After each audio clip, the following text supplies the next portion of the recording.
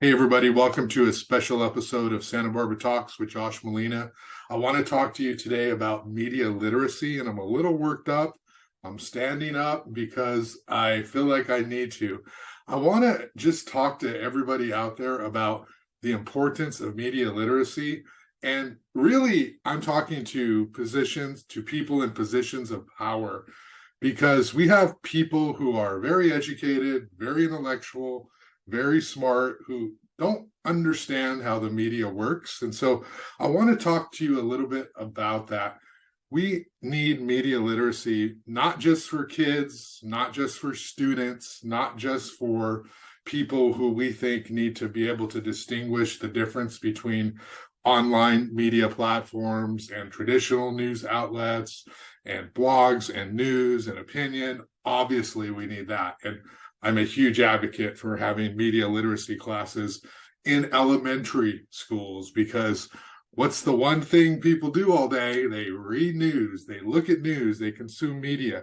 So I'm absolutely in favor of that. But I want to talk about adults. I want to talk about people with titles, professionals, people who are executives, people who have prominent roles in the community. I want to talk about elected officials. I want to talk about people who should know better, okay? So I want to tell you right now, if you send me an email in my journalism reporting capacity telling me that I'm biased, I'm going to probably send you an email back that says you're wrong. And depending on how you approached me, I might give you the same tone back that you gave me in your accusation, okay? I have worked with thousands of journalists, and I can tell you that journalists are not biased, okay? When they cover issues, when they write about topics, they are genuinely trying to understand the topic. They're trying to process it. They're trying to understand it in a way that they can explain it to an audience. And a lot of times this stuff is complicated. And I'd like to remind you that a lot of times people don't want to share information. They don't want to explain information. So that makes the job of the journalist even tougher. So let's get honest and let's get realistic.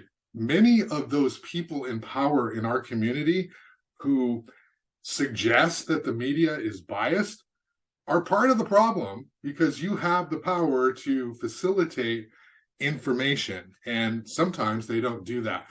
So I'm going to talk a little bit about, I've been writing a lot about housing. It's the issue of the day.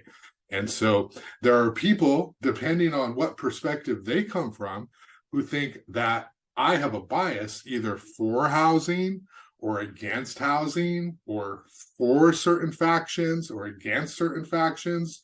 Depending on where they stand, I'm pro-Goleta. Depending on where they stand, I'm pro-county.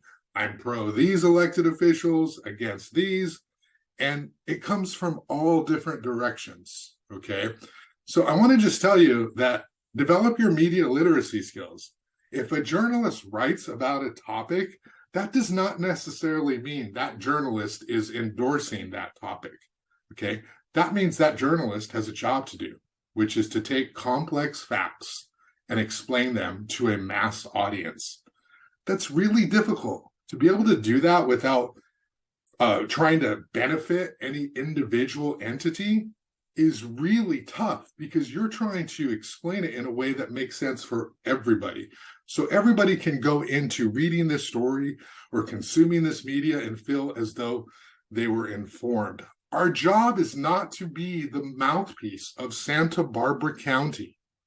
Our job is not to be the mouthpiece of the Board of Supervisors. That is absolutely wrong. So if anybody thinks that our stories should match the tone and tenor of the people who are proposing the housing element, you're wrong. That is not journalism. Journalism is, here's the housing element, here's what it says, here's what they're proposing, and here are all the perspectives on that. We're not here to silence some people who we, or I should say you, intellectualize as not having the knowledge or the information or the status to have an opinion on that matter. That's not what journalists do.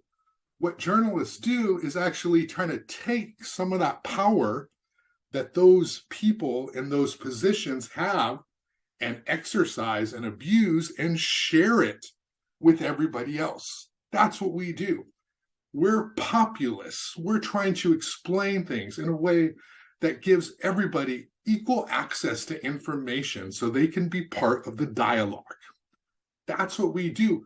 We are not here to intellectualize the reasons that county planners can only look at some sites and everyone else who challenges that doesn't understand planning.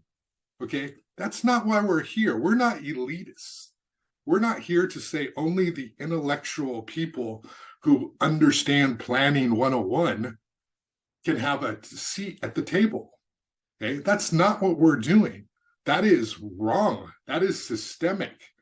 And it doesn't matter what you look like. If you have that belief, we know better because we are the experts, and therefore anyone who challenges that doesn't know, doesn't have a right to say anything.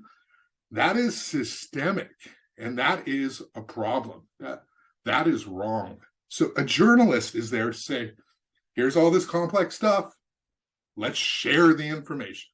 That's all we're trying to do. Okay. So when we're talking media literacy, it's not just about understanding the differences in sources.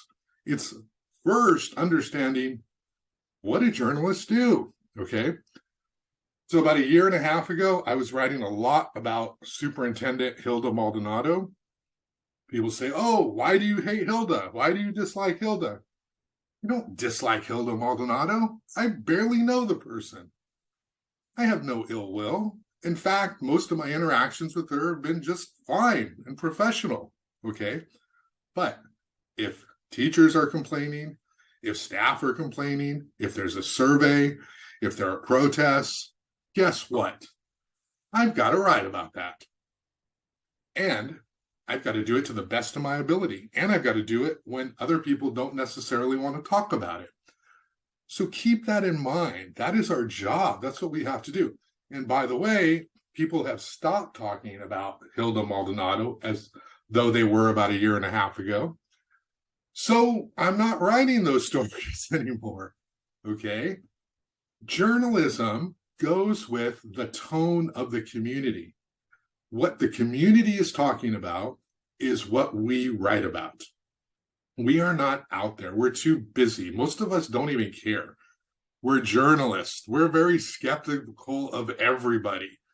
I don't know any journalist who's like, oh, let's pedestal members of the city council or the board of supervisors because they're like our dream leaders.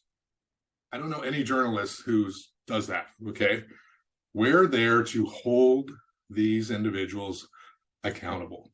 That's all we're trying to do, okay? And so I just wanted to stress that.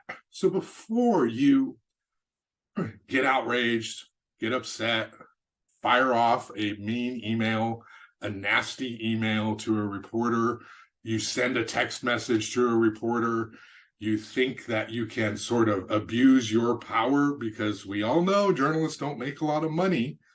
And you in your high-level positions, okay, whether you're elected or not, can make these accusations. That's an abuse of power, okay? Do not abuse your power by trying to intimidate a journalist into not doing their jobs.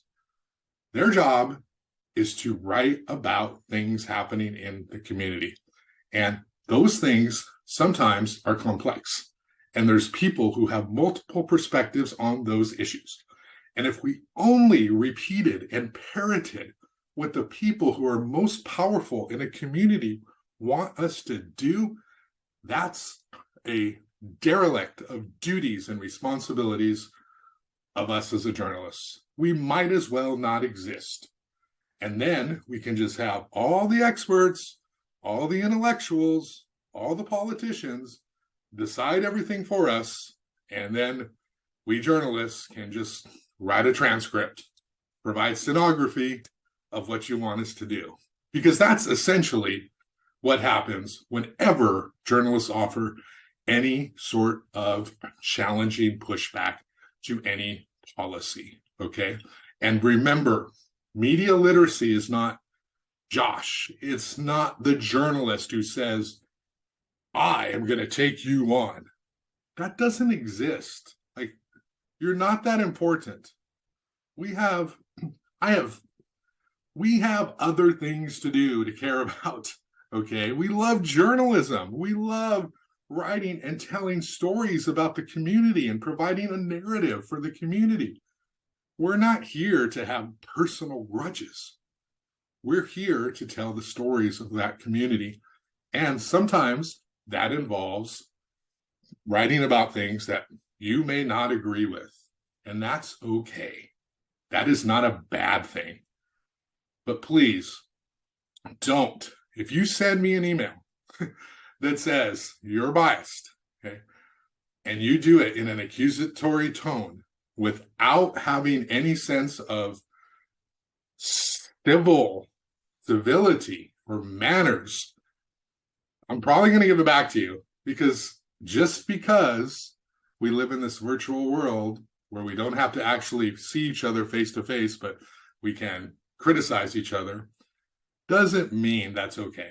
It doesn't mean it's right. So I would encourage anybody who wants to know what journalists do and how difficult it is to go out there and process complicated information every day, either through research, through reading, through talking to people, through watching meetings, through going through documents, and doing that against adversarial forces sometimes. Like, there's nobody who's ever just like, here you go, here's your story, go write it every way you want. No, they have a perspective. They have talking points, okay? They have a frame, they have a narrative, they have a, don't say this, only say this. In that world, for a journalist, it's very difficult, okay? So we're not biased. If you want to understand journalism, I encourage you to figure out a way to try to know more, try to learn more. I would not go into your place of work and tell you how to do your job, okay? And in fact, if I tried to do that, it would be outrageous, okay? I don't know how to be an engineer. I would not go tell engineers how to do their engineer jobs better. But yet we have this entitlement, or some of you do, that let me go tell the journalists how to do their job, okay? That's nonsense. Be better than that. Be bigger than that. Obviously, you could not like an article. That's totally fine. But don't come at it from a place of, this journalist is biased. Come at it from a place of, how do I understand what's going on? How do I understand this issue? And let me ask this journalist, because maybe I can learn something from how and why the story is reported this way. So I encourage you to develop your media literacy skills and support journalists. Provide some support for what we do, what they do, because we do it because we love it. There's no journalist in Santa Barbara County who's making a lot of money being a journalist. We're doing it because we believe this community deserves high quality journalism, okay? And those who are high level staff, those who are elected officials, those who are making 2, 3, maybe 4 times as much annually as journalists are doing, put yourself in check, okay? You don't have a right to try to dominate and intimidate us just because you don't like a headline or just because you don't like 3 or 4 words in a story. Get over it.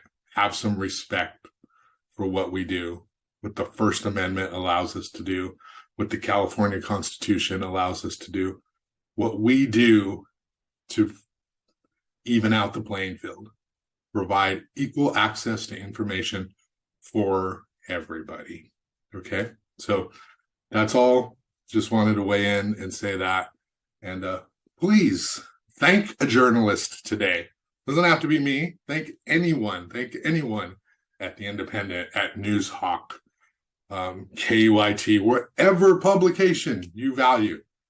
Thank them for doing an amazing job under circumstances that are often not rewarding. That's all.